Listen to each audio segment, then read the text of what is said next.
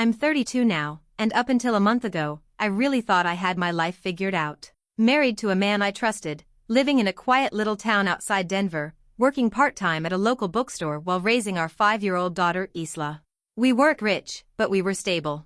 And after some rocky early years, things between me and my husband Nate had finally settled into something peaceful. Predictable, even. That was until I got a call from my brother, who lives 2 states over. We're close in that way siblings are when they've seen each other through everything: bad breakups, family fights, and funerals. So when his name popped up on my phone at 11:47 p.m., I knew something was wrong. He was breathing hard, like he'd been running. At first, I thought maybe he'd been in a car accident or something. But what he said next made me sit bolt upright in bed. He told me he'd just seen Nate in Chicago. I laughed at first. Nate was supposed to be in Phoenix on a 3-day work trip. But my brother swore on everything that he saw Nate walking out of a restaurant, hand in hand with a woman who wasn't me. They even kissed before getting into a cab together. My brother, who doesn't jump to conclusions and barely even uses social media, said he was sure it was Nate. The same gray coat, the same scar above his left eyebrow, even the same walk. I wanted to believe he was mistaken. I needed to believe it. But deep down, something cold and sharp started twisting in my gut. Because just that morning, Nate had called me from the hotel to say his meeting got rescheduled and he was going to spend the day reviewing contracts. His voice had been calm, steady, loving. Not a hint of anything strange. But now? Now I couldn't sleep, couldn't breathe, couldn't stop thinking about that scar above his eyebrow, the one I'd kissed 1,000 times. Something wasn't right. And the worst part? I hadn't even begun to scratch the surface. The next morning, I tried to carry on like nothing happened. Got Isla dressed, packed her lunch, dropped her off at preschool. But everything felt off, like I was walking through a dream that kept glitching. Nate was supposed to fly home that night. I kept checking my phone like it held the answers. I wanted to call him, to ask outright, but I didn't. Instead, I called his office. Just a casual check-in, I told myself. Maybe his assistant would confirm he'd been in Phoenix all week. But that call never connected. The number rang and rang before an automated message told me the line was disconnected. That was weird. Nate's been working for the same environmental engineering firm for over 7 years, and they've always had a reliable number. My heart rate picked up. I went to their website and clicked the Contact Us page. That's when I saw it. Due to restructuring, this location has been closed as of April 15th. It was June. I stared at the screen for what felt like hours. Nate had left for this Phoenix trip 3 days ago, and I'd never questioned it. He packed a duffel bag, kissed Isla goodbye, and said he'd call me from the hotel. So where was he really? And why lie? That evening, I played it cool when Nate called. He sounded normal, too normal. Said he missed us and was grabbing dinner near the hotel. I asked which hotel. He told me the Marriott on 5th. That's when I knew something was seriously wrong. There is no Marriott on 5th in Phoenix. I googled it while he was still talking. Nothing. Closest one was on the other side of town, miles away. Still, I didn't confront him. I told him I loved him, hung up the phone, and sat in the dark living room with Isla's toy unicorn in my lap, wondering how the man I thought I knew so well could lie so easily. And that's when I decided I wasn't going to wait for answers anymore. I didn't sleep that night. Not even for a second. I laid there, staring at the ceiling, running every memory of the past few weeks through my head like a movie reel stuck on repeat. I kept landing on the same detail. Nate had become too careful. Over the last month, he'd started keeping his phone face down at all times. He stopped leaving it in the kitchen when he showered, something he'd always done before. I told myself it was nothing. Just a new habit. But now, with everything unraveling, it felt like a breadcrumb I should have followed sooner. When the sun came up, I made Isla her breakfast like usual. She chattered about an art project at school while I nodded, pretending everything was fine. My insides were in knots. As soon as I dropped her off, I headed back home, determined to check one place I never thought to look before. The garage. Nate kept a locked storage cabinet in there. He said it was just tools and paperwork from work. I never questioned it. He was the neat freak, the organized one. I was the one who lost my keys twice a week. I went through the drawers in our bedroom and found the little set of backup keys he kept hidden in a socks and underwear chaos drawer. There it was, the tiny black key labeled G. When I opened the cabinet, the first thing I saw was a small duffel bag. Not the one he took on the trip, but another one. Inside were toiletries, a folded button-up shirt, deodorant, and a pack of gum. All brand new. Not travel-worn. Not used. Beneath that? A shoebox filled with receipts. My hands were trembling as I picked them up and started flipping through. Gas stations. Cafes. A rental car bill for a vehicle picked up at O'Hare International Airport, Chicago. It didn't stop there. One receipt was for a brunch spot called The Landing. Dated 2 days ago. 2 meals. 2 drinks. The signature on the receipt wasn't Nate's full name, just his initials. A lazy scrawl. The worst part? One of the receipts wasn't from last week. It was from 3 months ago. In the same city. Different restaurant. Same initials. This wasn't a one-time thing. It wasn't even a slip. This had been going on long enough that he'd needed a cover story more than once. I sat there on the cold garage floor, surrounded by tiny pieces of proof that my marriage was nowhere near what I thought it was. And still, there was no name. No clue who she was. Just a crumpled sticky note at the bottom of the shoebox with a message scribbled in quick, messy handwriting. Same place next time? Missed you already. L. I just stared at it. At that single letter. L. That could mean 100 names. But somehow, it made it worse not knowing. Like this woman had a piece of my life, my husband, and I didn't even have her full name. I put everything back exactly how I found it. Locked the cabinet. Hid the key. Then went inside and stared at myself in the mirror for a long time. I didn't cry. I didn't scream. I just stood there and thought one thing. What the hell do I do now? I spent the next day in a fog, replaying everything I'd seen in that garage. Nate was due back that night, and I couldn't decide if I should confront him the second he walked through the door or wait until I had more. More what? More pain? No. What I needed was answers. So I did something I've never done in our entire marriage. I went through his emails. He uses an old laptop when he's working from home, always shuts it down, but never logs out. I opened it and typed in the password I'd memorized years ago, even though I'd never used it. Inside, I found a folder buried under layers of inbox clutter, flagged messages, and half-finished drafts. The folder was named Archives. I almost didn't click it. It looked boring. But I did. And that's when I found emails from her. Dozens of them. All under the name Laura K. Some were short, one-liners confirming dinner or a hotel. Others were longer, more intimate. The kind of messages you'd expect from a secret affair, full of I miss you and I wish things were different. But what stopped me cold were the ones that mentioned me. I saw your post with Isla, she looks just like you. Does she know? And Nate had replied. Of course not. She can't know. My hands turned to ice. She knew about me. About Isla. She wasn't some random stranger Nate had met on a business trip. She knew he was married. She saw pictures of our daughter. And she was still meeting him, still calling him, still loving him. But then came the twist. One email from 3 weeks ago caught my eye. It was from Laura to Nate, and the subject line read, "He's suspicious. I think he knows." The message was vague, but what I could gather made my blood run cold. She wasn't single. She was married. To someone who had apparently started asking questions. She said she thought her husband had seen something, maybe texts, maybe a receipt. She begged Nate to be careful. Told him to lie low. That's when I realized, this wasn't just cheating. This was mutual destruction. 2 people risking everything.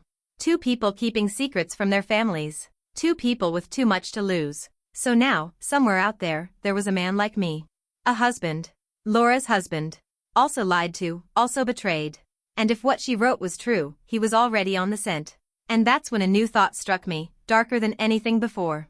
What if he wasn't just suspicious? What if he was already watching? Nate came home that night just like he always did after a trip, wheeling in his duffel, smelling faintly of aftershave and hotel soap. He kissed Isla on the forehead as she colored at the dining table, then looked at me with that easy smile I used to find comforting. But it didn't reach his eyes. I saw it then, the slight hesitation, the flicker of nerves. We ate dinner like normal. He told us a story about a delayed flight and a rude passenger. He laughed, like nothing was wrong. Like our life wasn't balancing on a cliff edge I was already sliding down. I didn't say anything. I couldn't. Not yet. Because hours before he walked through the door, something happened. I got a text from a number I didn't recognize. No name, no context, just 3 words. She's lying too. That was it. No greeting. No explanation.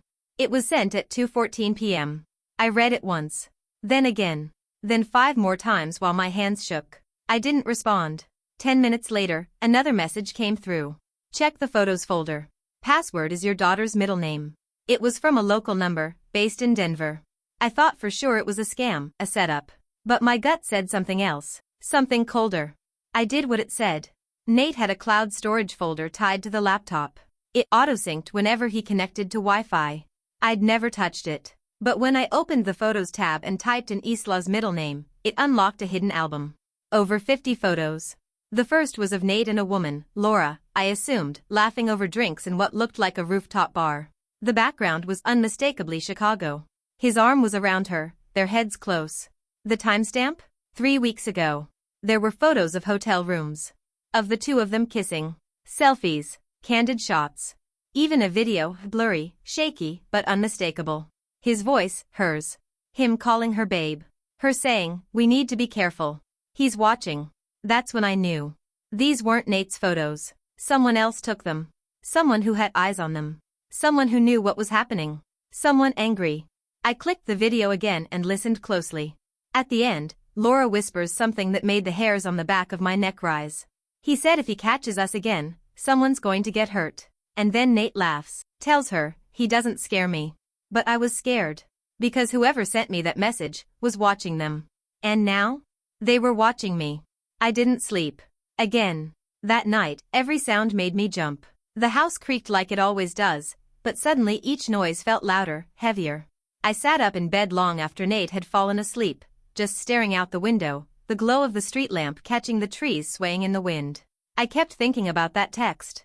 Check the photos folder. She's lying too. He's watching. The last one hit me hardest. Because if someone had been following them, taking those photos and videos, how did they get my number? Why contact me? And why now?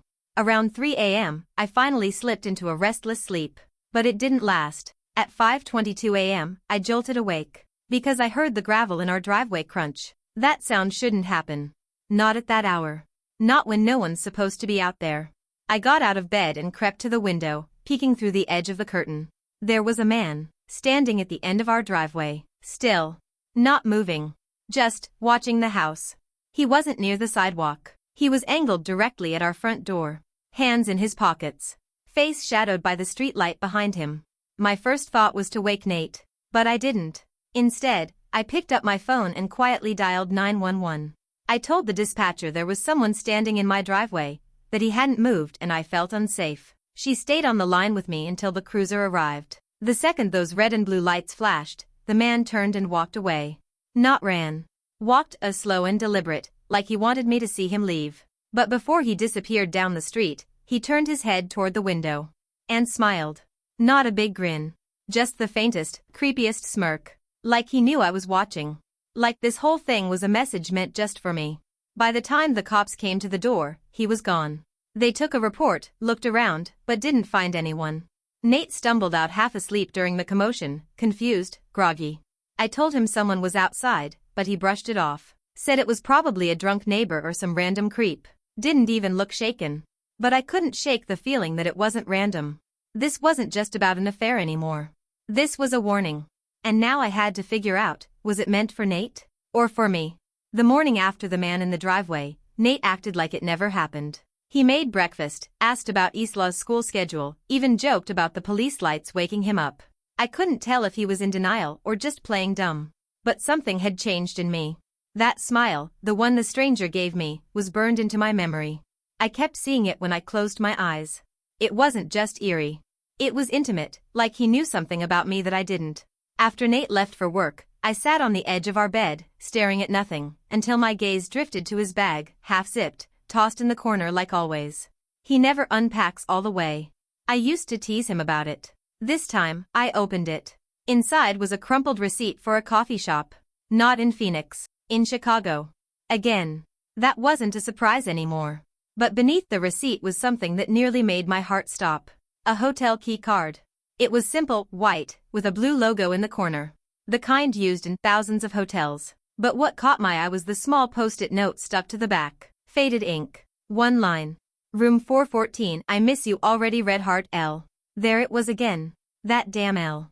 I stared at it for a long time, and then something in me snapped. I typed the hotel name into my phone. Found the Chicago location. Called the front desk pretending to confirm a reservation for a business partner. They asked for a name. I gave Nate's. Silence. Then, yes, that was checked in under his name. 3 nights. May 23rd to 26th, 3 weeks ago. Same timeline as the photos. Same hotel. Same room number. And yet Nate had stood in our kitchen, days after returning, acting like he'd just been in Phoenix, talking about dry heat and desert traffic. I ended the call. And I just sat there, holding the key card, flipping it between my fingers like it might tell me something else. But it didn't. The truth was already screaming at me. He'd been with her. In that room. 4 days. While I was here, taking Isla to school, folding laundry, texting him love you without a second thought. And she left him a note. On a key card. Like they were teenagers. Like she was proud of what they were doing. The betrayal cut sharper than before. Because this wasn't just an affair, it was something deeper. Familiar. Like they'd done this more than once. Like it wasn't a fling. It was a pattern. I put the key in a drawer, locked it, and sat down at the dining table with my laptop. I had a name now. A hotel. A city. And I was done waiting. I didn't know what I was hoping to find when I started searching. Maybe a full name. A photo. Something to make Laura K. more real. Someone I could point to and say, that's the woman my husband chose instead of his family. I dug through the emails again, scanned metadata, compared timestamps. One message had a calendar invite attached. It was auto-linked to her work address, laura.kerr company name. Bingo. I found her on LinkedIn in less than 5 minutes. Her profile was clean. Sharp. She worked in PR at a marketing agency in Chicago. Married, 2 kids, alumna of the same college as Nate. Suddenly the pieces were falling into place faster than I could breathe. I created a burner email account. Typed a message to her work address. I kept it simple. You don't know me, but I know about you and Nate. I think we need to talk. I didn't use my real name. I didn't expect a reply. But I got one. And it wasn't from her. It was from him. Subject, don't contact her again. The body of the message was short, clinical, and terrifyingly calm. I don't know who you are, but I know what you're trying to do. Stay away from my wife. If you contact her again, we'll have a serious problem. This isn't your business anymore. Walk away while you still can. There was no signature. Just that chilling tone, like I was being watched. And suddenly, I remembered that man in my driveway. The one who smirked like he knew me. I read the message again. This isn't your business anymore. Not our business. Not her business. Mine. I sat in silence for a long time, heart pounding, staring at the glowing screen in front of me. Because it hit me all at once. That man outside my house? It wasn't a stranger. It was him. Laura's husband. And he wasn't just watching them. He was watching me. I didn't want to believe it. That the man in the driveway, the email, the texts, it could all be coincidence, couldn't it? Maybe I was letting paranoia get to me. But then came Tuesday morning. It started out like every other school drop-off. Isla was in a great mood, bouncing in her seat, singing some made-up song about cereal and rainbows. I smiled through my anxiety, kissed her forehead at the curb, and watched her skip through the gate. And that's when I saw him. Same posture. Same coat. Same hands buried deep in his pockets. He stood across the street from the school, under the awning of a closed cafe, watching the entrance. Watching my daughter. At first, I couldn't breathe. My heart slammed so hard I thought it might actually stop. I didn't want to panic. I didn't want to create a scene. But then he looked up. And smiled. Not at Isla. At me. That same cold, knowing smirk he gave me in the driveway. My body went cold. I drove off like everything was fine, turned the corner, parked a block away, and called the school immediately. Told them not to let Isla leave with anyone but me. Not her dad. Not family. No one. They assured me she was safe. But nothing felt safe anymore. I didn't call the police. I didn't even tell Nate. Because what could I say? Hey, your mistress's husband is stalking me and possibly threatening our child. I went home and did the one thing I swore I wouldn't do. I replied to the email. Stay away from my daughter. Whatever you think is happening, she's not part of this. His response came within minutes. Then don't make her a casualty. End it. Tonight. No signature. No emotion. Just a deadline. I stared at the screen, my blood pounding in my ears. He wasn't just watching anymore. He was escalating. And for the first time since this began, I realized this wasn't about Nate. Or Laura. Or even betrayal. This was about control. About punishment. And I was the target. That night felt heavier than any before. Every creak of the house, every hum of a passing car, it all sounded like something approaching. Nate was home, oblivious, glued to the TV like nothing had changed. Isla was asleep upstairs, surrounded by stuffed animals, dreaming in a world that still made sense. But mine had unraveled completely. I packed a go-bag. Just in case. I didn't tell Nate. I didn't speak at all. At 10:34 p.m., I received the final message. I warned you. No other words. No demand.